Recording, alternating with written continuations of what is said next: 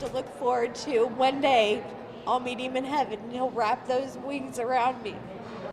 Speed caused a crash that left 2 people dead last April. And today, a judge sentenced the driver in the case for involuntary manslaughter. You heard about the accident on April 6th of 2013 right here on News 10.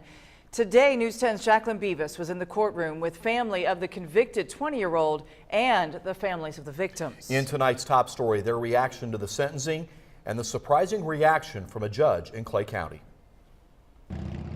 Mike, Patrice, a crowded courtroom in the Clay County Courthouse behind me. More than 70 people sitting in on this sentencing hearing for Kelsey Reid, and in the end, a very emotional courtroom from everyone involved.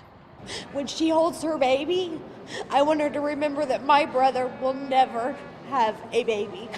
I will never have a niece. She stole that from me. Thoughts from the family of victim Daryl Moore. The crowd in the Clay County courtroom gathered before and after the sentencing of Kelsey Reid. Reid will serve 3 months in home detention and 18 months of formal probation.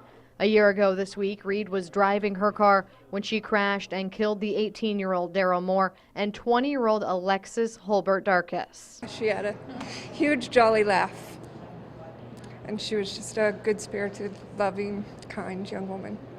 Heaven has camo now. I saw a lot of emotion from the judge, so that kind of helped me with a little bit of closure, and certainly coming to court today has brought a lot of closure for the family.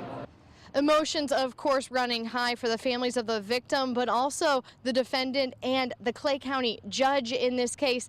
During that sentencing, he called the acts of the defendant careless and criminal, of course, and said, whatever you do the rest of your life, remember these 2 lives lost. Reporting in Clay County with News 10 photojournalist Gary Bryan, Jacqueline Beavis, News 10.